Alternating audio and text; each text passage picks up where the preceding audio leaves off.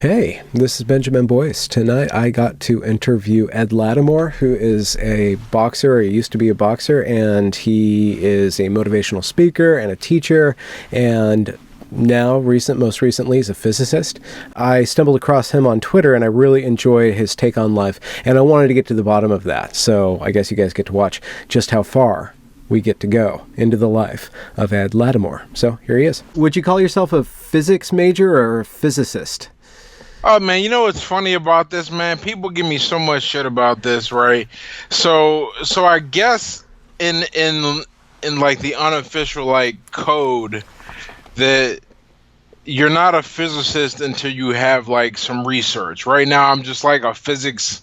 I'm in this weird place because I'm not a physics. I graduated, I got my degree, I'm done, but I'm not. Yeah. I don't have a specialty.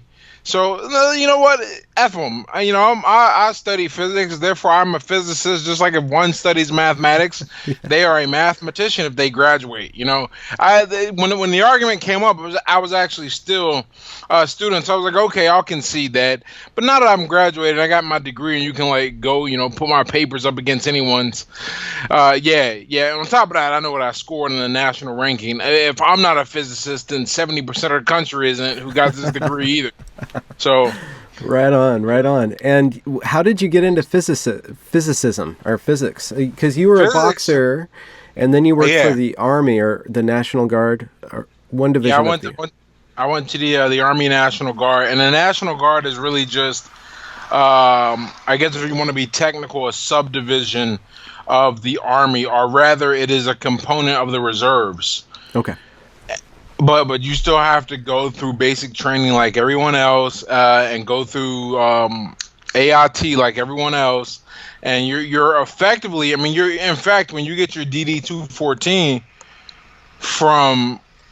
actually National Guard soldiers are the only ones who get their DD 214 from TRADOC, because they're being released from active duty to their unit, which is a reserve unit. Mm-hmm. Well, with the people who go in a regular full-time Army, no, I mean they just transition. So yeah, I mean it's pretty much the same. And if you get called up to be deployed, you're definitely a full-time Army. So, but you were a boxer before you entered the armed services, or during or after? I did all of this. This is the most. I look at it now and I don't know how I did it. I mean, I know why I did it, and then the why gave me a how. Yeah. No, I did all of this simultaneously. I mean, there was a period of my life, probably 2015 to 2000, the whole year 2015, I probably hated every moment of life.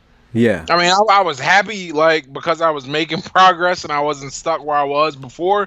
Yeah. But the year 2015, I was taking an 18 credit load both semesters. I was fighting professionally at a fairly high level. Was drilling with the Army. I had an internship, and then I'm still, trying to be a decent boyfriend and partner. Huh. And socialization in general went out the window.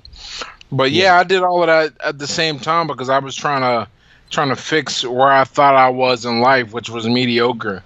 Yeah, and then, at the same time, I'm writing my blog, and I mean, there was a lot. I mean, it was exhausting, man. I don't know how I did, because I wouldn't do it again, but I don't have to do it because now I have, like, I'm looking at the degree on the wall, and I'm like, there's all that time I put, right? Yeah. And I look at my record, which, like, if I wanted to, I don't know what I'm going to do. Actually, I mean, I'm pretty sure I'm definitely not going to fight heavyweight anymore. I'm just, I just don't have to anymore. And boxing is a really tough thing. Well, yeah, I mean, in the moment, beforehand, and then afterward. Punches look a lot different when you don't have to take them for money. I'll say that. They talk about guys who their success makes them complacent. I 100% believe it, because I didn't even achieve the financial success, and I don't. And when I say that, what I mean is I'm not broke, and I'm probably not and I'm definitely not struggling. Like, I'm not like super rich or anything, but I have a high degree of freedom relative to the amount of time I invest. And I'll say when you get to that point, you really start looking at. You're like I said, the punches still looking different. Ray Lewis summed it up perfectly when he was talking about his retirement. He said, I'll do Sunday for free. I love that. it's Tuesday through Saturday where my salary comes from. And I was like, yeah, man, I get it because, we're talking 20 hours in the gym and it's only during the evening and I don't have to work, thank goodness. But my girl does, and I like hanging out with her, and so it really it got to this position between everything that I'm doing in my life in terms of writing, teaching. I found that I really enjoy teaching, and what and the success of with that, plus just what boxing means to me now and what I've gotten out of it, and now I kind of can see the sport with 10 years in. Oh yeah, and okay. and it's just not, I said it best in the latest email. Are we recording? Yeah, we are. Oh, that's great. I didn't want to lose the good stuff. No. I said it best in this in my latest email. I could at the level I'm at with my level of talent, quote unquote talent in boxing, I could train really hard for 4 years and maybe be a top B class fighter. Okay. But by that point I'm 37, right? Or I could literally in half that time with a tenth of the effort because I'm naturally talented at teaching, communicating, and writing. I really believe that. Have 10 times the success. Yeah. Okay. And so it really just became, you don't have infinite time, man. If I'm lucky, I'm going to live till I'm 80, maybe 90. And it's not like I'm going to be super active at 90. So I gotta use this time the best I can. I mean, boxing really changed my life. No way, shape, no doubt about it. Yeah. But I don't need it anymore, and now it's kind of at the point of diminishing returns. I'm not going to be a champion, and it takes a lot to admit that because you never want to admit that you're not going to be able to do something, especially in boxing, where it's going to make a big difference in how you prepare and how you fight against somebody who's literally trained to hurt you. I mean, people still die in boxing. Remember that. Yeah. But now, I suffered an injury preparing to come back for a fight, and my coach talked to me, and then I talked to myself, and I had to just straight up admit to myself, I'm only 6'1", man. These guys are monsters, man. They're like 6'5", average, and they don't have anything but boxing. I got other thing. That's the other thing too. I just will never be. No matter how hard I train, I'll never be as hungry as you need to be. Okay. To be in there. And just really, I'll fight hard and fight technical and really put forth an excellent showing. But these guys are like, is this a death? And I really think you can't measure that, but that is a very decisive intangible. Yeah, and do you still have that hunger, but just facing in a different direction, like toward teaching and? Not even. I wake up every day. It's really great. I wake up passionate. I get to sit down and write and craft something when the school year starts. I'll have. I don't teach in the school because forget that. I have a few students I work with. Okay. One-on-one to pull their grades up, push them along, or if their parents want them to have an extra edge, because I struggled. I got a physics degree, but remember, let's not make this more than it is. It took me 4 tries to pass calculus, but I wanted to pass calculus. And once I did that, though, I had no more problems in mathematics because in those 3 failures and 4 times taking the class, I had really developed an intuition for calculus and mathematics. Yeah, but you had to drill it into you. Yeah, it's really interesting. It's like I think it's like learning language or like learning chess. You pick up these patterns and you memorize these little patterns and you chunk them together, and maybe at the beginning they don't mean anything. They're just things. They're just rote responses. And then one day you look and you go, that's really interesting. And if you undo something, you can put it back together at the same rate and you'll have the area that it covered, right? That's an intuition. They don't teach it to you like that in calculus. Or one day I was looking and I was like, are you telling me dy over dx is really just the change in y over the change in x? And if that was static, that would just be the slope. Oh, that's why the slope of the tangent line is the derivative. And these things come together, and all of a sudden, you have a physics degree. Oh, Yeah, yeah. and you're like, what happened? I had to take a class called numerical analysis, which is, you write programs to effectively solve problems approximately or as close as you can to them. The numerical solution is like, just in case for all the readers or viewers who aren't sure, the exact solution is pi, right? We don't know what that can be, because the digits go infinitely, but that's the exact solution. The numerical one is like 3.141692, 2 order digits.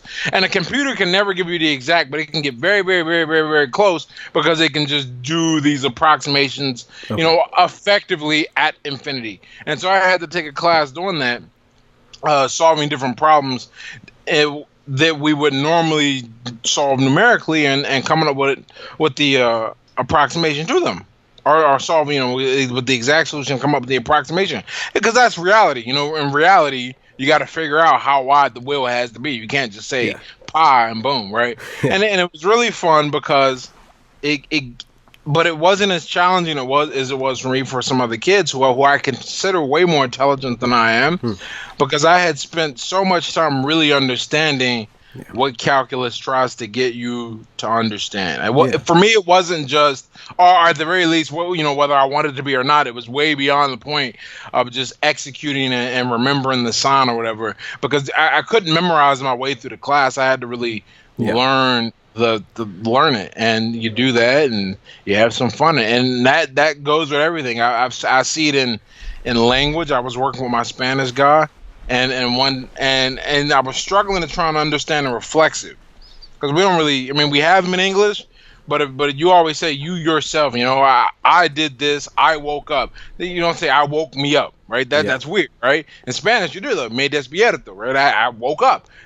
And then one day, I don't remember what I was describing, and it just felt right to say it that way. But it only came after so much memorization. Yeah, there's no real why there either. It just, that's how it formed. It feels that way. Right now, I'm trying to figure out, and I always call it grabbing an intuition. When I talk to my students, I say, what we have to do is we have to construct an intuition tree so you can hang things on it. And don't worry if it's incorrect right now.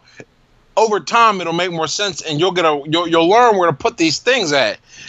Right now, my intuition tree for Spanish, I'm trying to figure out por and para, the difference and where to use it, and it is driving me mad. I'll be talking, I'll be speaking, and I'll say something, and I'll be like, you mean the other thing, and I'm like, God, I thought I had it. So you mentioned briefly, and how I came across you on Twitter, I don't really exactly remember like what random thing got me to start following you, but in Twitter, you have a very positive outlook on life, and you're constantly challenging people and kind of putting forth life coach kind of aphorisms or little phrases and stuff like that. And earlier in our talk just now, you mentioned that you were in a mediocre part of life, and I wonder if you want to tell the story of like how you got into that part and what pushed you out of it, which is the bigger question. Like, what flipped your switch? Okay, so as far as how I got into it, I guess you got to go all the way back to like, how I was brought up is one thing. And I was raised in public housing projects. I don't know. Are you in the United States? Yeah. All right. So you know what a public housing project is, Yeah.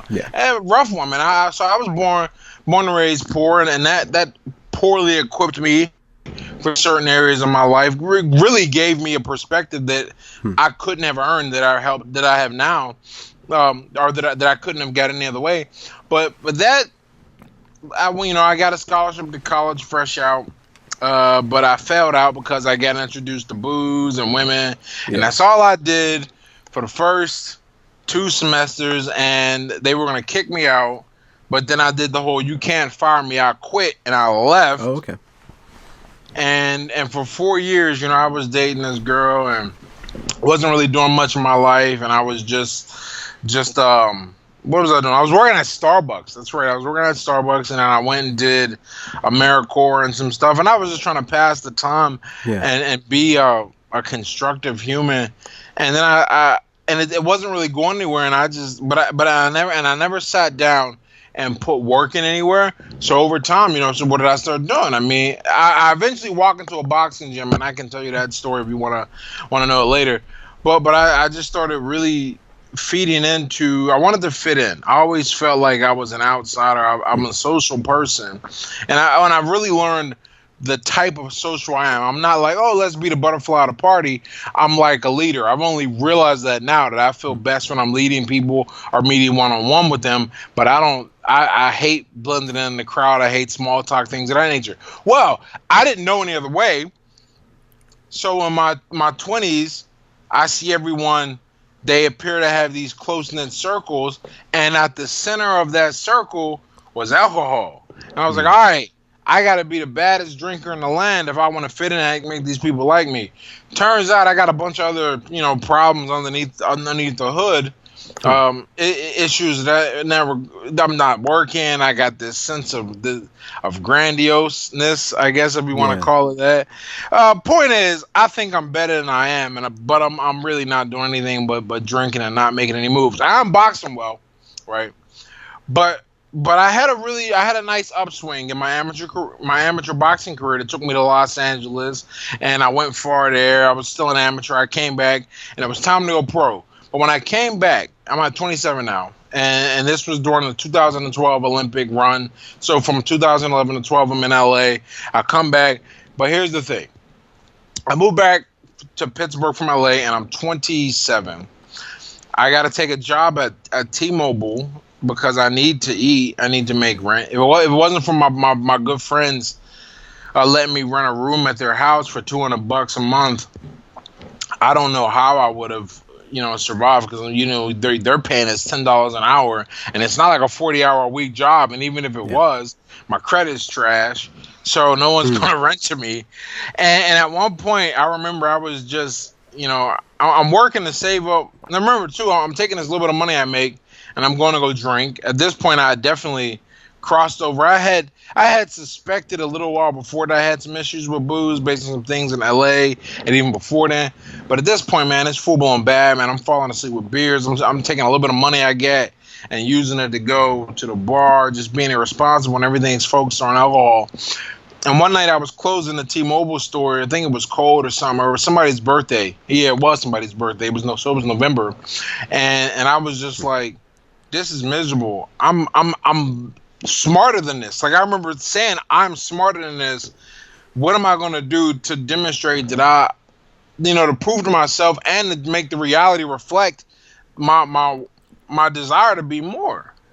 And so I really went back and forth, and I said, dude, you got to enlist in the Army because you got to get. And I don't know if that was the best decision, but here was my thinking. I was like, okay, your resume is trash. Going to the Army would put, or rather, it wasn't trash per se. I had just spent the last 4 years focused on boxing. So I wanted to get some skills, and I figured being an Army vet would look good. They would pay for me to go to school as the National Guard. Yeah, and it got me away, man. I didn't like. I was just in a bad spot. I didn't have any money. I was running out of money, and what was becoming my source of identity was just being this booze and playboy, man. It was bad. So I did that. I enlisted, and I'll tell you what, the change happened over the course of the enlistment, particularly being, my first day of basic was June 4th. And my last day of everything was like December 19th. So I was away for 6 months-ish. And during that 6-month time, I managed to sneak off base one time and have a drink. That's where we're at, right? Remember that. But the other times, you spend a lot of time by yourself. You spend a lot of time in your head, a lot of silence, especially in the first part of basic training. You can't talk. And I just kept reflecting and thinking about myself, and I'm like, holy hell, man, it's not looking good. We gotta really get it together. And I came face to face with the fact that I was like, I was probably a mess. Now at this point, I'm like, all right, man, we're just gonna roll with it. We're gonna love these problems. I had met my current girlfriend. I had just met her right before I left, and I just I figured when I went away to the Army and did the basics. She was going to forget about me. I wrote her a letter. She wrote back. We kept writing. Next thing I know, she flies down to Fort Leonard Wood to see me graduate. She comes and sees me on Thanksgiving at Fort Lee. And I was like, all right, man, this is, I mean, and by my own estimates, everything I know, right? I always tell her, I say, you're either the best actress in the world or you're the real deal, right? And she is. You know, I'm still with her. 6 years? Yeah, 6 years later. So and now we're planning to move out the country because she's from Portugal and wants to go home. And I'm like, all right, let's do that. I'm all for it. I don't need to be anywhere to do what I do with my life. Yeah. So I came back from TRADOC with that whole thing, AIT and Basic. I went out drinking one night with my friends, and I woke up all hungover, wondering if I did anything stupid. And I said, you know what? Now you're under UCMJ. You're trying to box professionally, and you just met this great girl, and you're going to school. Alcohol. I reasoned that alcohol was the reason I was not making any progress prior to. So I said, you know, you've been given. That's the way I looked at it. I've been given a second chance at life. I had no criminal record. Thank God I had managed to evade the police, and by evade I mean they were within their rights to arrest me on 4 different occasions, and they didn't. And I said, you know what? I'm going to take that as a sign, and I ran with it. And I have my last day of having a drink, December 23rd, 2013. Okay. So that's pretty much, you know, the whole story, the up, the down, and where things at now. And since then, man, I'm telling you what, best decision I ever made. Yeah. Hands down. Well, why did you choose physics? Because it was the hardest one in the world for you, or was there like a goal? So here was the thought process. I said, if I'm going to go back to school, I'm doing it so I can increase my earning potential. Because I hated that I didn't think I had much earning potential at all, and my surroundings reflected that. Remember, I'm scraping. I'm at that weird position. I don't know if you've ever been at that position, but I know a lot of people can relate. Where you're like, I don't want to go to work, and I should call off. But if I call off, I won't have enough hours to pay the rent. That kind of. So that's where I was at. I was like, I don't want to be in that. So I looked at the highest paying positions, and just went through, and I said and the most interesting ones that like aligned with my personality and everything, all of them had something to do with math. So the original plan was to go back to school for math, right? Mostly because I figured I'd have to work, and math would allow me to miss some days, and I could just study at home. Like if I had a lab science like physics, right? We're gonna get to that. I don't know what I would do because I'm not gonna be able to go to the labs all the time. And I was like, I had this weird fear of labs at this point. So I was trying to avoid them. Well, my MOS in the military is a land combat and electrical missile systems repairer, 94 Alpha. And all the people in the 94 series have to go to ordnance school in Fort Lee, Virginia. And at ordnance school, before you start learning your specific area of repair and expertise, you have to go through a 6-week, 5-day, it's 5 days, 6 days a week, all day course called BMAT, Basic Mechanical and Electronic Theory. And I'm going through it, and I really enjoy this stuff. And I said, you know what? I think I'm going to be majoring in electrical engineering. That was the goal, right? So I get out, I start the class load to move forward with electrical engineering. I enrolled at a community college, and I started taking the courses, and the engineering load has physics in it. And in Physics 1, heavy labs, right? Well, I think we were doing 1 lab a week, maybe 2. It was a lot of labs. But now I love labs. I think every student, whenever a student tells me somehow they managed to get into a physics class without a lab, I look at them. I look like that meme with that little black kid, just like, that's how I feel. So I'm in the physics class, and we have the experiment on kinematic motion, which is a projectile that is moving only under the influence of the initial velocity and gravity and the angle that it is projected from. And I remember as part of the lab, you had to predict where your pellet was going to land. My pellet lands exactly where I said it was going to land. And I said, whoa, this is like magic. I felt like I felt like one of those old, with the trebuchets, where you have to plan the siege of the castle. I said, yo, we could build a weapon. So I said, you know what, this is what I want to really do. This is what I want to study. And I happened to find a school, Duquesne University. They have a 3-2 program where you get your BS in whatever engineering discipline you want and your BA in physics. So I went and I got into that because now at this point I'm super serious about my life. So, where I had failed school, and look, I just did a talk this weekend in New York City, and I wanted to pull up my transcripts to make a certain point. So I ordered my transcripts from high school. Man, you ever like distort the past and you're like, oh, it wasn't that. I was a terrible student. I actually failed English, and then I remembered that I had to take some type of supplementary, like not quite summer school, but we don't want you around so you can graduate, because in Pennsylvania you got to have 4 years English, and I definitely failed the last year. Now some of that senioritis, but in the rest of that, I think my father died that year too. It was hard, but I was also a poor student, and definitely poor in mathematics, and that's the point I wanted to make. But now I want to be more. Now I want to do more, and I kill it. I get a 3.98. Wow. I get a B. The only B I get is in chemistry 2, because chemistry 2 was 1 day a week from 5 p.m. to 10 p.m. And some nights I was just like, you know what? I'm tired, Yeah. But and so I get a scholarship into the 4-year I transfer into, and without that scholarship, even with the aid, school is expensive, man.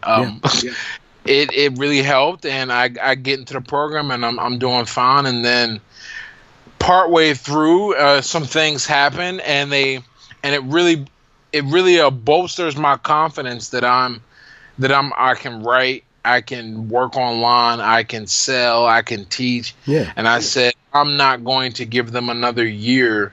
They already took 4. I'm not going to give them another, because the program's 5. I'm not going to give them another year and, another set of tuition. I'm just going to get out of here. So I left with my BA in physics. Okay. That's how it happened. Yeah.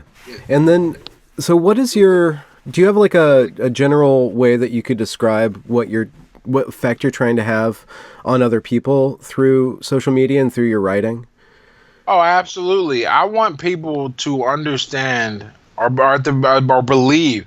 I want them to believe that wherever they are now is not where they necessarily have to be in the future, and that their surroundings are important, but they don't determine what you can become. In other words, you can kind of use your own vision, your own imagination as a frame of reference for who you want to be and what you want to do.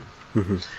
And as long as you're willing to suffer and work towards that and change and really put the work in, you can be anything. Because I'll tell you what, man, one of the best parts about social media are the other people you get to meet. Yeah. The other like minds on your journey. And I've learned from so many guys younger than me, older than me, and not just general stuff where this is going, where what we're talking about, but specifically, I've learned a lot about. And remember, I'm not some mogul. I'm not selling anything. Like I said, I'm not rich, but I live comfortably on the money I make online. Mm-hmm. And I've learned it from guys. Imagine if I had just resigned to the fact that I had never done anything like this, and I was stuck. I was just this guy, and it was either boxing or working in somebody's lab, and that was it, right? Yeah. I would never meet half the people I've met. I would never be able. We wouldn't be talking here right now, you know. And if I had believed that where I was from was what I'd be doomed to be, I'd be in the project still. I'd still be boozing every day. If you want to be something, if you want to change who you are, you can do it. And I like what I like about who I am, and it really gets under the skin of people who want to argue with me about certain things, is I'll never speak about something I have not lived through. I want to offer a suggestion on that. Mm-hmm. And I have, as they call, skin in the game. And on top of that, you can look me up. The city paper here, I got it hanging on my wall. I'm on the cover. They did a whole expose about where I grew up, the neighborhood, everything. you can see that if I tell you you can be something else, Yeah. what you gonna tell me? I don't know what I'm talking about. If I can tell you can get out the hood, and I can introduce you to a few other guys like me who did the same thing, you gonna tell me I'm full of it? If I show you my transcript and I show you, I was failing math. I barely for all intents and purposes, I barely graduated high school. But now I have a degree in physics. What are you gonna do? Tell me I'm just lucky? No, I've been blessed with being put in a position to show people what is possible if you want something different. Yeah. So why do you think people get stuck then in a lower category or in any place in their life? I think so I think it's got a lot to do with people expecting instantaneous results. We're not trained to suffer, and furthermore, we live in an environment where even your day-to-day interactions do not train you to deal with delayed results. I think Louis C.K. had a joke about that, but like you send a text message and it's like it's got to go up to space and come back down, and you freak out if it doesn't happen instantly. We don't live in a world where one is expected to put the work in. So you got to search these people out. But most people don't do that. Most people aren't exposed to someone who can show them. So what do? They take the path they most know. They go, okay, that doesn't work. I'm gonna quit. All right, that's not for me. Like, no, obviously there are limitations, and over the years I've changed my attitude. I used to be there's no such thing as talent kind of guy, because even if there is, what good does it do you to believe in that? To now, I begrudgingly accept that there are some people who simply are more efficient, i.e., they're going to do less and get more out of it than you are, and for whatever reason, that's just how it is. But that does not mean you can't be great in one way or the other, or you can't improve. And I think the thing that holds people back is forgetting that there's nothing that comes from hard, or rather, there's nothing that just simultaneously appears. No, you have to put time. I mean, I can't, one of the reasons why I keep my degree hanging up, because it's just a piece of paper. I can pay $25 and have it sent to me again. I got my degree up underneath my picture of, my cover on the paper here, and I'm going to hang up my associate's degree and my Army Medal of Achievement. When I graduated from AIT, I was top of the class in my class there. And I hang those up to remind myself that, these are all just symbols of time. That's it. At time I decided, and all of them come from that point in my life where I was like, I don't have a single accolade from my life beforehand, where there was no discipline, where there was no stick to itness. It was just, let's go and live in the moment, kind of not think about what's happening. But I keep these things up as signs to remind me that if you really want to be something different, if you really want to change, you got to be willing to suffer. You got to be willing to put the time in, and accept. It's to the point you almost got to learn to love failure. You got to learn to like it. Now forget not being discouraged. You have to think something is wrong if you succeed wildly the first time. Yeah. Okay. Yeah. And when your mind starts thinking like that, you see the world so differently. I see people. I talk to people all the time, or a few people, in my family, because I don't really talk to people. I try to avoid interactions with people whose mindset will immediately reject or look at me like I'm some type of demigod. Like, no, you can do exactly what I've done. All you got to do is want it. But some of my family, obviously the family, I talk to them, whatever, and I see this obsession with if it doesn't happen quickly, then obviously it ain't meant to be, or it's not worth it. And I'm like, you got it the other way around. You literally have, as we say, you got the game twisted. If it happens quickly, it's not worthwhile. Easy come, easy go. People are forgetting that the best things in life are a function of time. People forget this. And if you remember that, then nothing is impossible for you. Now, where you decide to, lay your time and the amount of effort it takes, because generally speaking, the more difficult a thing is, the greater the result will be, or Mm-hmm. But all things considered equal, something that takes 4 years to accomplish, assuming you're working diligently and not, wasting your time, is going to be more valuable than something that happens in 6 months. It's just not. That's one of the things. Like I think about this with my personal relationships, and my good friends, and my girlfriend is the best example. I look at her and I love like everything about her, and I love the relationship we have, and I just like the human that she is. I like her. See, you can fall in love with anybody. That's like the chemicals in your brain getting you addicted to a person. But I like being around her, right? And that's great.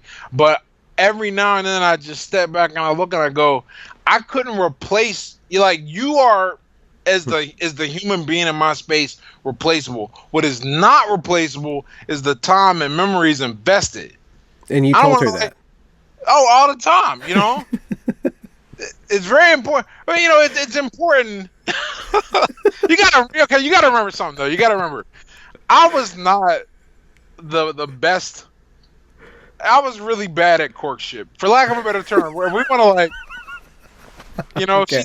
She tells the story all the time about how, and it's right. I mean, because of the way I had been and the women I had been exposed to at that point, I made our first date at this bar at 9:00 on a Sunday, and I chose it because I knew the Patriots and the Ravens were playing, and I love the Patriots. I love Tom Brady anyhow, and I don't care about the rest of the team. So I said, if she's a dud, then at least the game is on. And also, I didn't know her. That was my first time meeting her.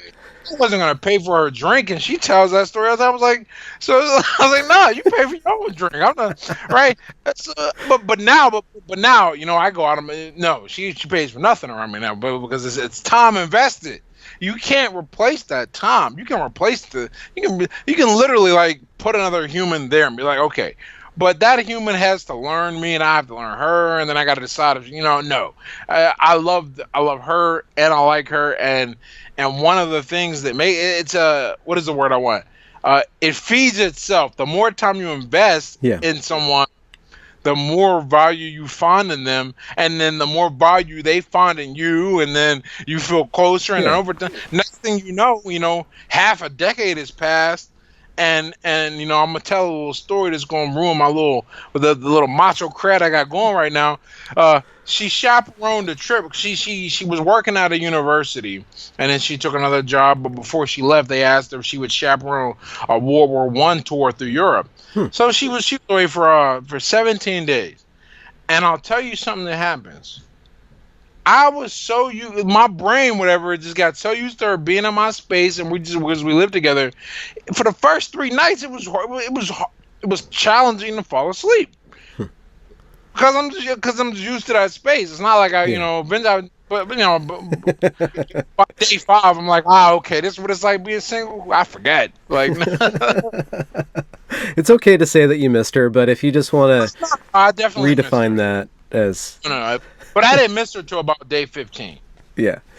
2 weeks is good enough. And then I'm like, all right, who am I supposed to watch strategy TV with? Yeah. And we watch Poirot. I don't know if you know about Hercule Poirot, the Agatha Christie detective. It's one of Agatha Christie's characters. And the BBC, I guess, back in the 90s. Oh, okay. I mean, wow, it's not even that long ago. Not 90s, 2000s. Wow. Okay. Did this whole turned a whole bunch of his books into a series. And so it's like a thing, man. We like to watch the BBC and go to orchestra. That's the thing. You find a person that likes the stuff you like, and I like doing things like that. I mean, I really enjoy it. Yeah. Do you to kind of change the direction of the conversation? Do you engage much in argumentativeness on social media, like on Twitter? Oh man, I try to avoid that stuff and all that. You just opt out, and you'd rather just every now and then, like, okay, perfect, like today, man. My homie said, straw that breaks the camel's back. Some things, Look, I'm a human. I'm a human like everyone else. Now, I try to live by a code of stoicism and positivity, and not. And I have such a huge platform that people don't need to see me argue. That's not why they follow me. I don't want to waste time arguing. But every now and then, somebody will say something, and I'll look at it, and I'll lose. And I quote tweeted the guy, and I said, "You're an idiot. Unfollow me." I never insult people. That like I if there's one thing I never, and I felt bad about it, I was like, man, and I went to apologize to the kid. We were cool, and I was, I don't even know him. He's got something as an avatar, but I know that there's another person on the other side of that that has feelings like me. So even if he doesn't care what I think, I care that I said that. Yeah. Or typed it. So what was it about that particular tweet or that statement that? Well, okay, so it was a combination of two things. One, it was something I'm particularly passionate about, which is sobriety.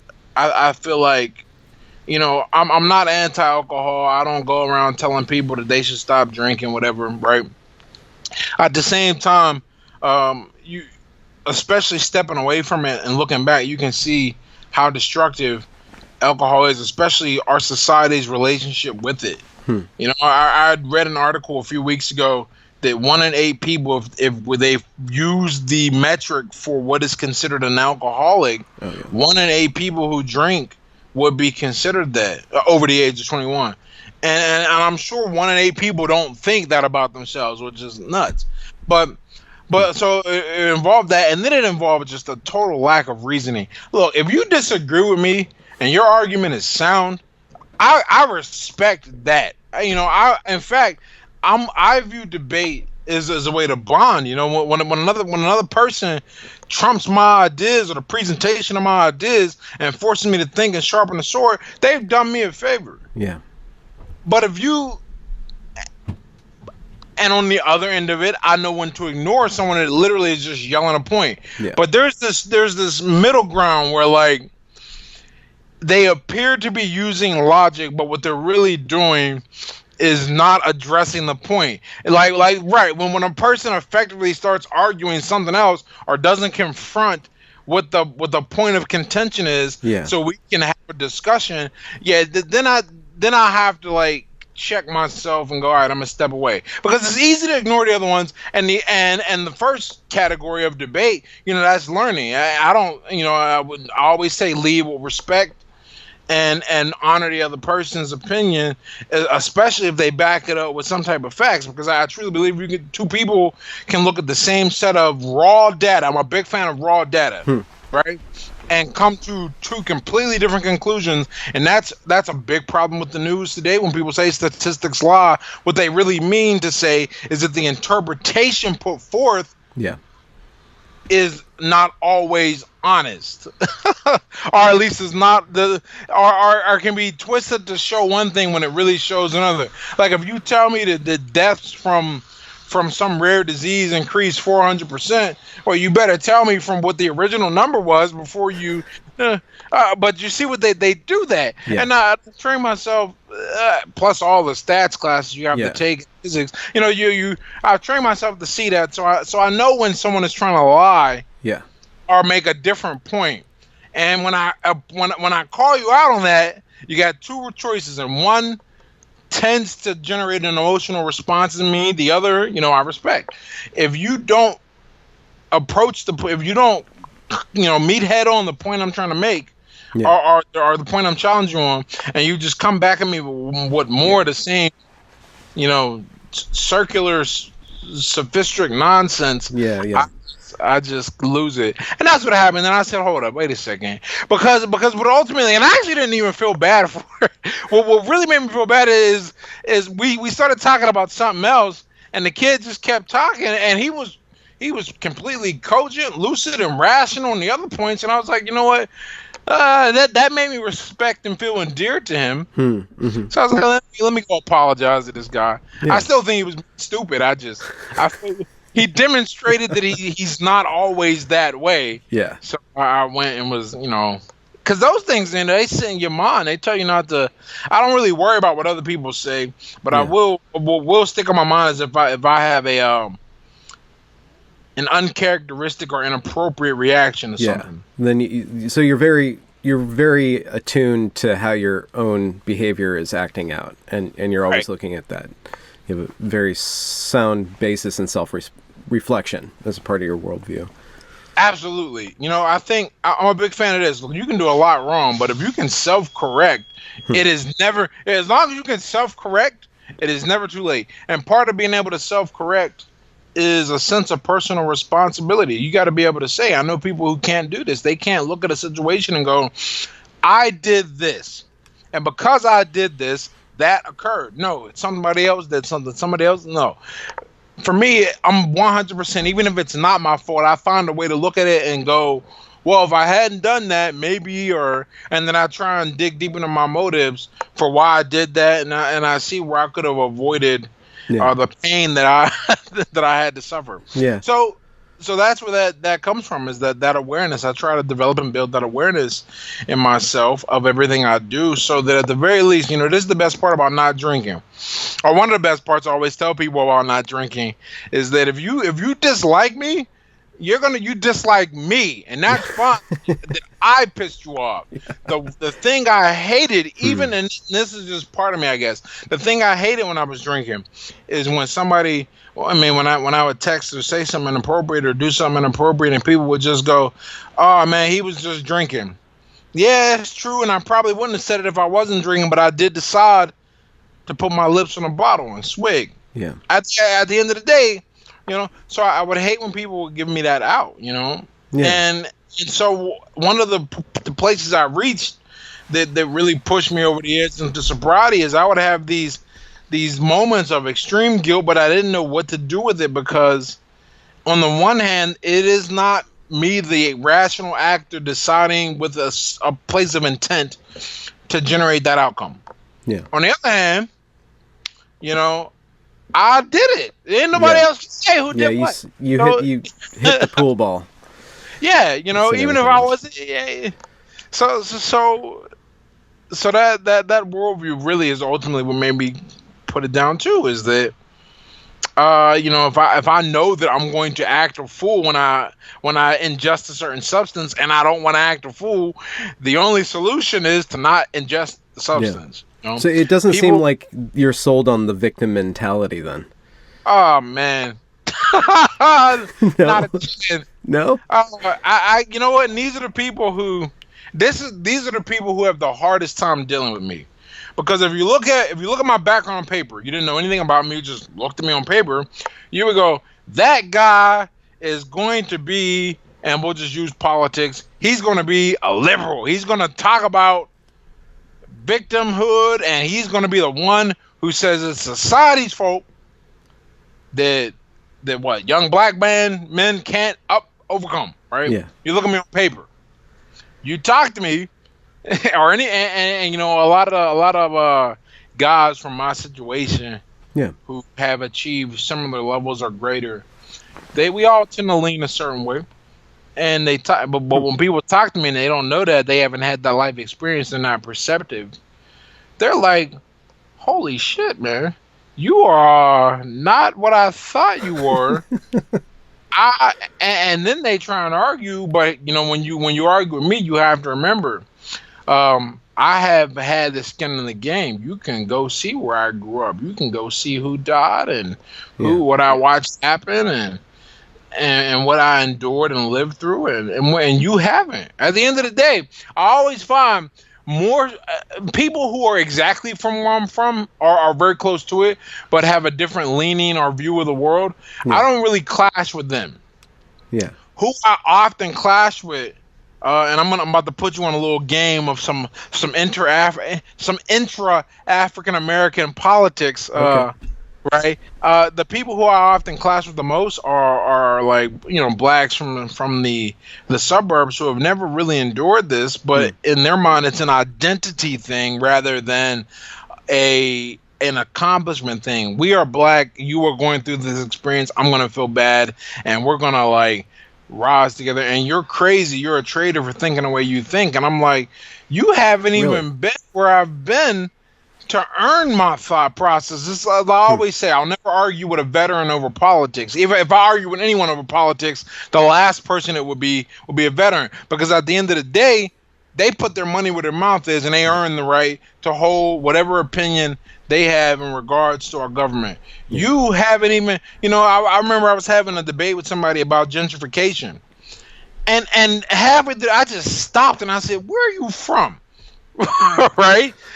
And they mentioned some suburban neighborhood outside of DC, and I said, "So let me get this straight. You never even seen what an ungentrified neighborhood is like. You never lived through it. You don't know about the crime that comes through.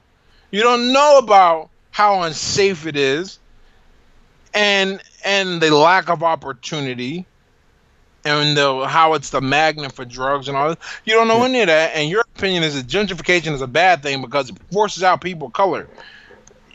Don't look at and of course, I'm a bad guy. You don't buy that. I never buy anything that takes a person's agency away from them in this day and age. I'm the first to say this. There are things that happened in our country, or to some groups of people, blacks included, but not just blacks, that obviously put them at a disadvantage at one point in time. And how the country went about rectifying those disadvantages, you can feel one way or the other about them, but that's not the point.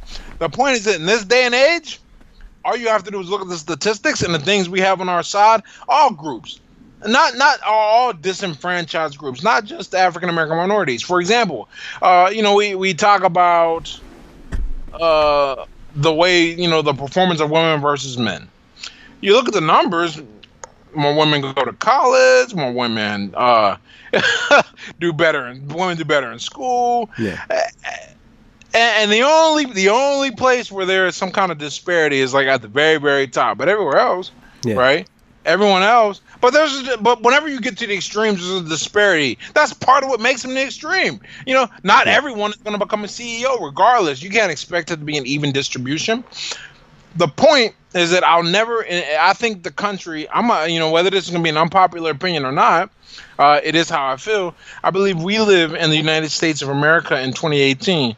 And in that space and time, it is probably the most socially mobile society to ever exist on this planet by far.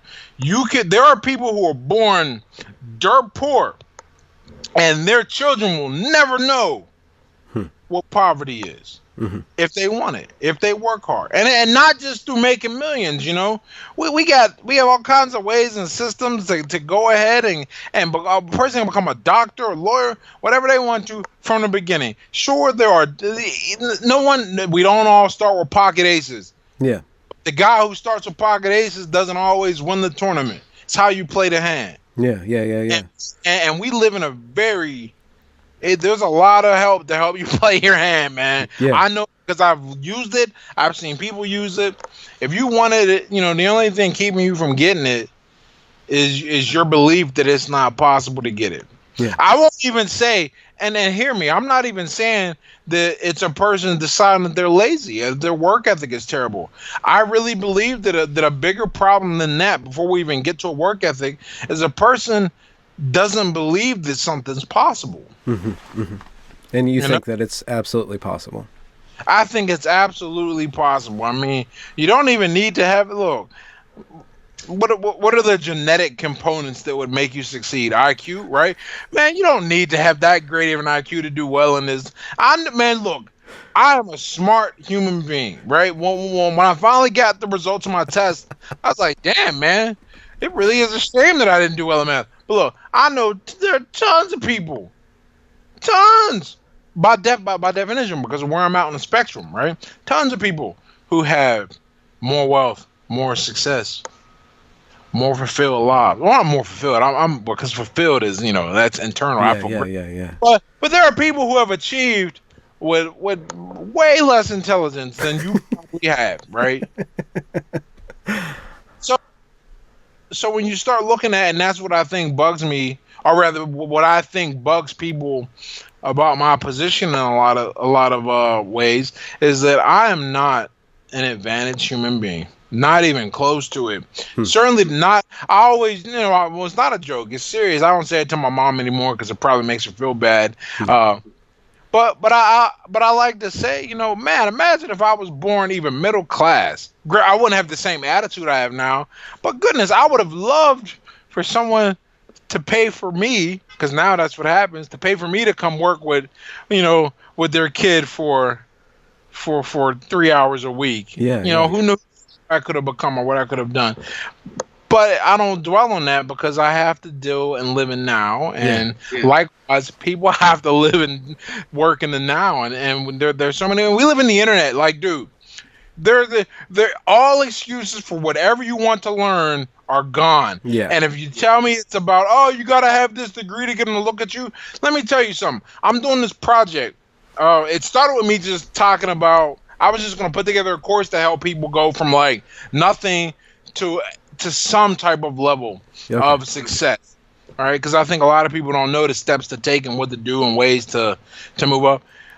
And then I realized, all right, my path to redemption went through the military, and to enlist in the military, you need a clean criminal record. So I put out a call and just started reaching out to as many guys I know that had made some of their life that had done time.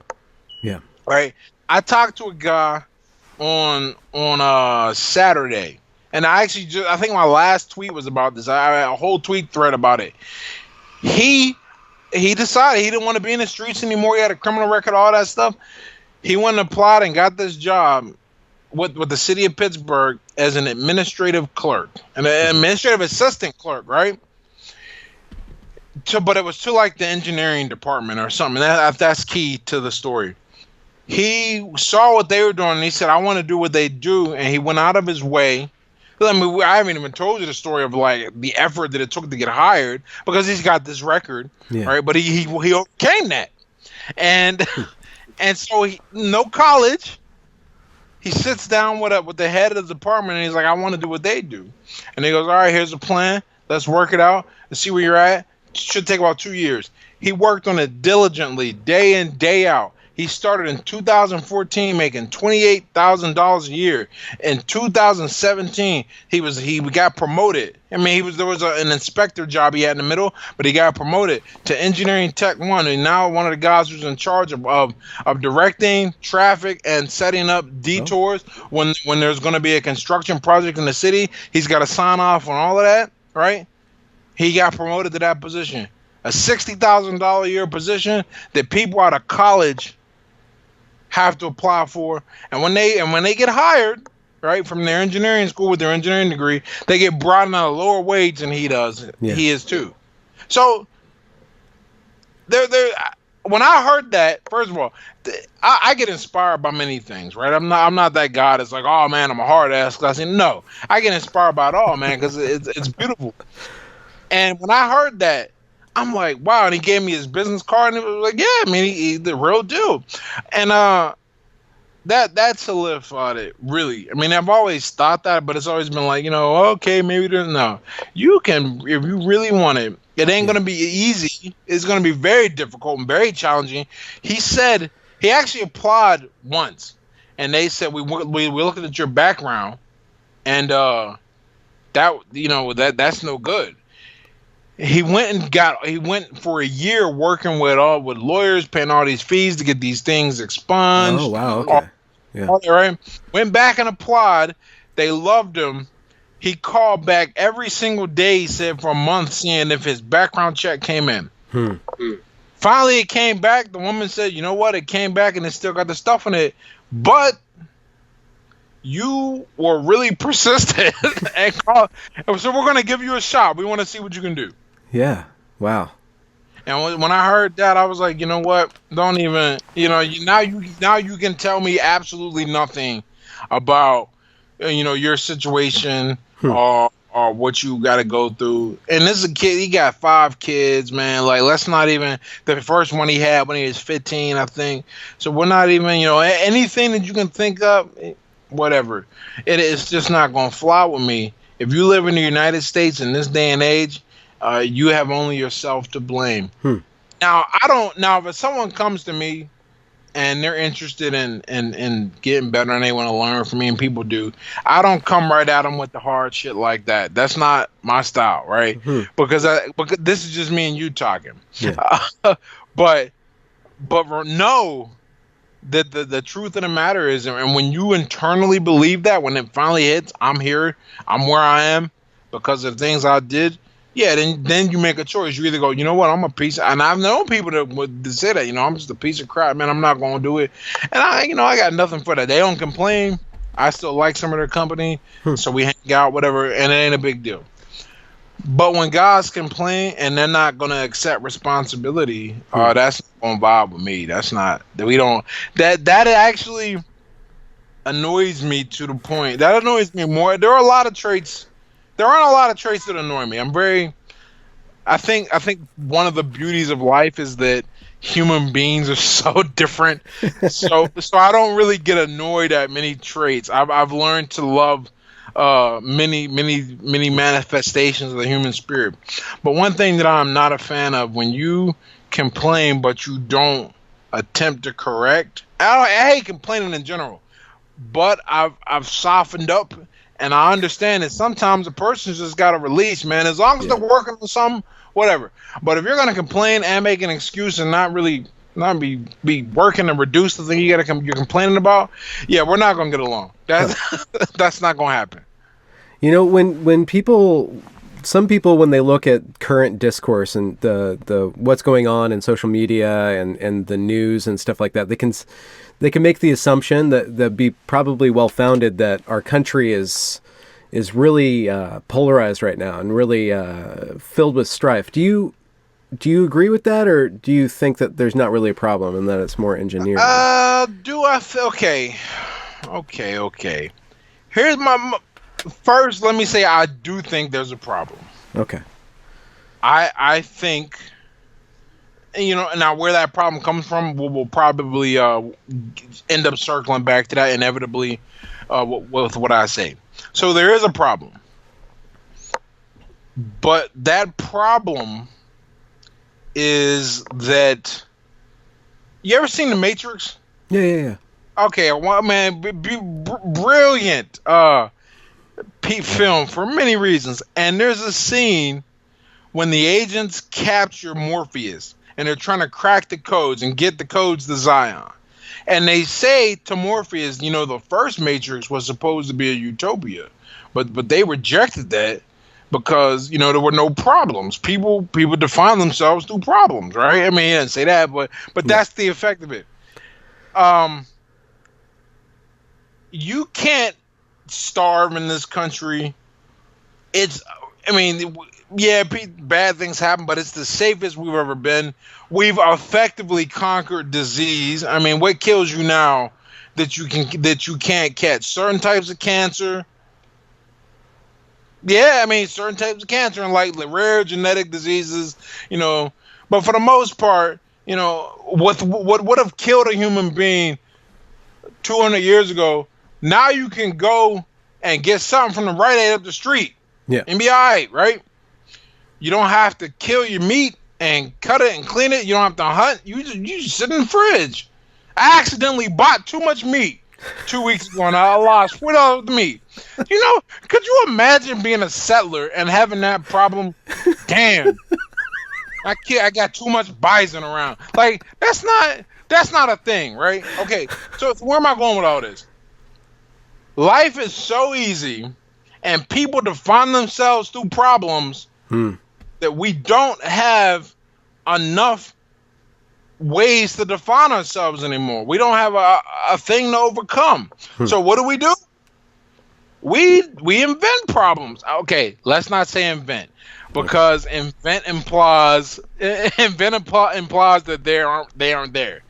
But they make a problem. I think they blow a lot of problems out of proportion. Things that should not make even a blip on the radar become these battlegrounds. One group I watched. I didn't pay attention to the debates really, except my girl watched them, so I was sitting in the background kind of, and you can't even have an intelligent conversation about certain things. You're either yelled at as a bigot, Mm-hmm.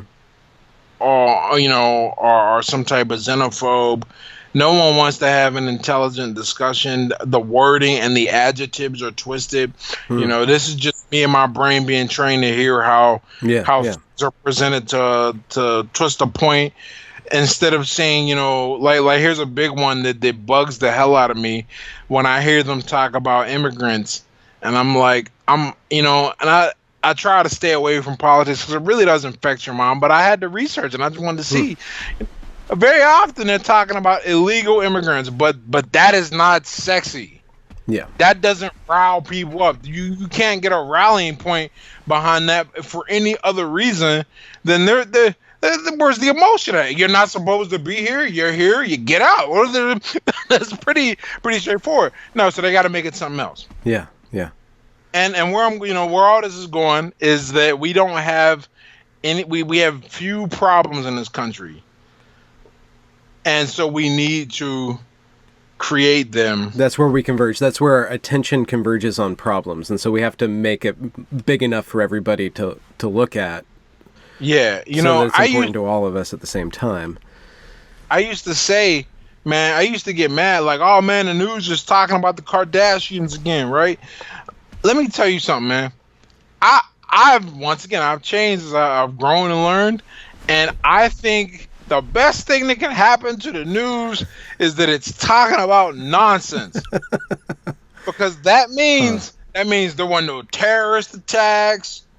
Trump didn't piss somebody off and threaten them to blow us up or something. No one launched a missile. There were no Al Qaeda didn't do some shit. I mean, like, I really believe that we are, to sum it up, and then where we go from there, to sum it up. Yeah. The United States of America in 2018 is such an advanced society that we are talking right now face to face. We don't even have to travel to have face to face conversations. Do you know the Oregon Trail? People were dying going the distance. Yeah, eating squirrels. About that, right? I played the video game. Of course I know. Not only did it take a long time, the distance is you can fly it in an hour. But we don't have any problems. We got to invent them, because problems are how we define ourselves. So the little differences get magnified to big differences. Remember, you look old enough, and I don't mean that in a bad way. You look about my age. You look old enough to remember when it was considered impolite to discuss who you voted for in public discourse.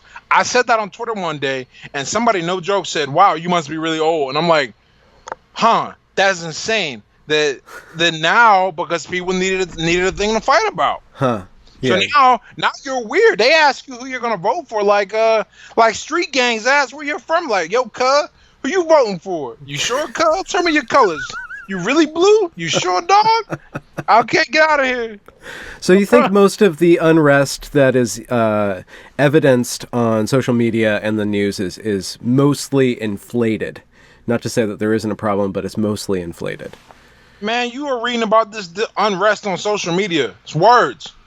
We're not talking about, so the big thing right now in our house via social media is that rescue in Thailand in that cave, man. Yeah. That shit, man. I couldn't even imagine. Look, forget being down there for 2 weeks. They got to swim through the crazy narrow channels, 15 inches wide at one point. Yeah. And they bring it on. That caught my attention, man, because that's a nice positive rallying point. Yeah. You know how long it took for that to trend on Facebook? Because I like to see and compare things on Twitter to Facebook. Yeah. Because, it took so long to trend because it wasn't something crazy. And it was a real positive thing impacting the world. People, all countries uniting to work on stuff. Yeah, and that's what you invest your attention into then. Right. What do they say? Something that you can fix. I try to, yeah. But what do they say, right? If it bleeds, it leads, man. And they understand that. Yeah. So I don't think there's a real problem. I think the differences in humanity are probably the smallest they've been in all, in the whole history of our existence. But our convenience level is so high that we have to magnify the little things, and they, Do you think that people should assign themselves a problem of some sort that has a positive result, or is like working out and making yourself better? Is that the challenge? That what you said was spot on. I'm a really big believer in somehow, some way giving back. Right? And why do you give back? Because it keeps you great. One, it makes you grateful, or rather, it displays gratitude. Two, you wouldn't even be in a position to give back if somebody hadn't given to you. So it's kind of a pay it forward idea. Yeah. And like you said, it gives you something to work on. I always say, if people took all the energy that they devote to these issues that do not affect them one bit, and they put it towards helping somebody in the community, just one person. If everybody did that, the community would uplift you. You wouldn't even need to worry about who's elected, because you're doing so well in your community. You're making everyone better. I think there's something about volunteering and about working on, and not just your own life. I mean, yeah, you got to make sure that's right too. That is not what I'm saying. I'm not saying ignore getting yourself right. Yeah. But once you're at a certain point, you gotta take on some kind of cause. And that cause has to have some real tangible benefits to your daily life. I don't believe, for example, in making your cause campaigning for some politician. No, how about you decide to go make meals at the homeless shelter, or clean up the local park, or work with some kids, man? Like there's so many things that need attention. Yeah. That you'll be able to leave home at the end of the day and go, wow, I actually altered reality. Yeah. What the hour or two I spent. That I wish more people got that. There's so many things that you could do that way. Were there people like that in your when you're growing up that acted like that to you, that were influences on you in a positive way? Oh, absolutely. One of the microcosms of my whole 33 years of life is the period between 14 to 18, and before then, I went to the schools that my neighborhood fed into. I'm from a neighborhood, Northview Heights was my housing project, and that was surrounded by a few other poor neighborhoods, poor blacks, poor whites, but all lower class. And with lower class comes, lower class problems, violence, and the like. And for a long time, I thought it was normal to fight. I remember getting to where I went to high school. At 14, I went to a high school across town, Shenley High School. It's actually where Andy Warhol graduated from, and it's an international baccalaureate high school. So it really exposed me to a lot of different people who changed my life and exposed me to a different way of thinking. But I remember, just as a funny anecdote, just to give you an example, I remember asking kids when I got to high school, how many fights have you been in? Not have you ever fought, how many fights? And you're like, what are you talking about? Because that was just a part of life. Huh.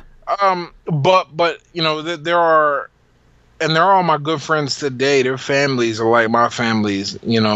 Between sometimes literally saving my life. I had an allergic reaction. I'm allergic to tree nuts. I had an allergic reaction when I was 16, the day after Thanksgiving at my one friend's house. The same friend who let me, because his parents gave him the house when they moved out, who let me rent a room in the house. Yeah. I had an allergic reaction, and they rushed me to the hospital and stayed there and took care of me. To one friend who I actually don't talk to anymore, her family taught me how to drive and took me out, and I passed my license with them. To one summer, I didn't have anywhere to stay because I was, in a bad spot with my family, and I didn't want to keep going home to the hood, and I needed to work. And so this wonderful Jewish family let me stay in the upstairs basement. Well, I mean, the upstairs attic of their home.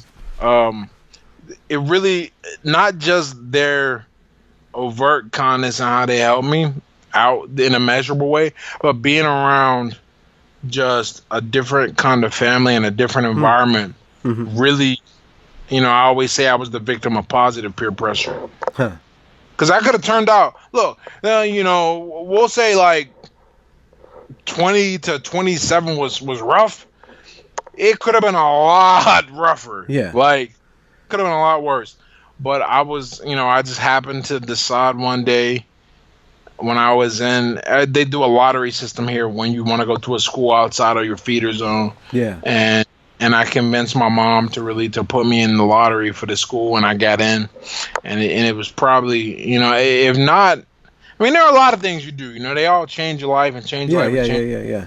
But there are so many things that have happened, and so many people I know now today that are a result of the relationships I formed then, and the families I got to know then, and just the people I got to be around. That I, you know, it's got to be the most important thing that happened to me is deciding where to go to high school. That's interesting. But I didn't. But before then, you know, I didn't. I didn't know many people who could expose me to something different and make me believe that there's another life. You know. Yeah, it seems that like one of the things that I'm getting from hearing your story is that it's person-to-person connection that has the greatest impact on us, and that if you really do want to change the world, you establish relationships. You don't put all your money behind some government program or insist on these large-scale things, which are good, but it's if you want to make a real difference. At the end of the day, you know, people are the most important thing, and I think one of the bigger issues, aside from us not having an external threat to focus upon, you know, I always say if you want world peace, man, wait till the aliens invade. You'll see how peaceful the world becomes then.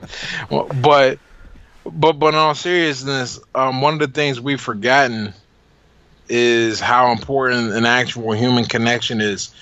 Like two of my best friends I met that were part of the families I was talking about. You know how I met those guys? We were talking trash in the ninth grade biology. We're talking trash about who was better at Marvel versus Capcom. So we went and settled it at the arcade. And you know, when we were kids, the arcade was a physical location people had to gather at and interact with other humans and behave. Now today you just get on Xbox Live and you got people using slurs and being assholes on Xbox. And I'm like, what is this? You know, people. My buddy's got kids. He said, you know, they text each other to coordinate when to get on the PlayStation Network. And I was like, what? I'm not saying, you know, be outside, but at the same time, man, whatever happened to, you know, a game? I think that's why I love chess so much, man. And force you to sit down and talk to a. I mean, I play online a lot too, but I can just go hang out downtown for 2 or 3 hours and play with the homeless people, right? Yeah. And it's cool. Yeah. Well, Ed, I should let you go. Thanks for connecting with me. I mean, this is basically Xbox Live for grown-ups right now. Oh, for sure, man. I had a really great time. I really thank you for having me on. I hope people got something out of hearing this rambling going on.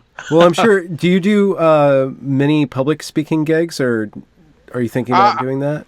I started last year, and then it just went on and on. And in 2017 I did one, and we're already halfway through 2018, and I've done 3. So it's picking up then. So it's picking up. And it's picking up now because, you know, now I'm done with school, so I'm not. My life is so different than it was 3 years ago.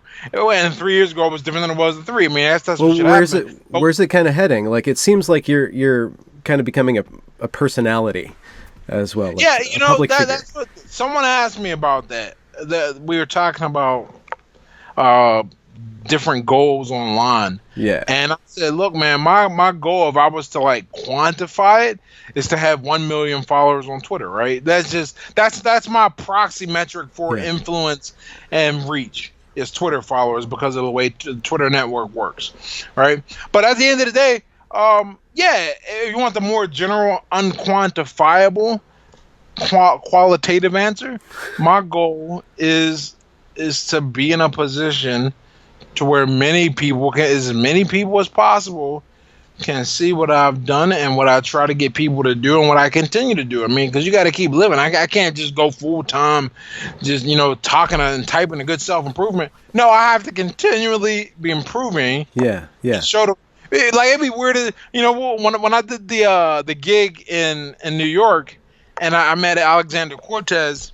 I said, man, it would be weird if I got there and you talk about all this fitness stuff and you were like, you had a beer gut. I'd be like, what the hell, man? You've deceived me. Yeah.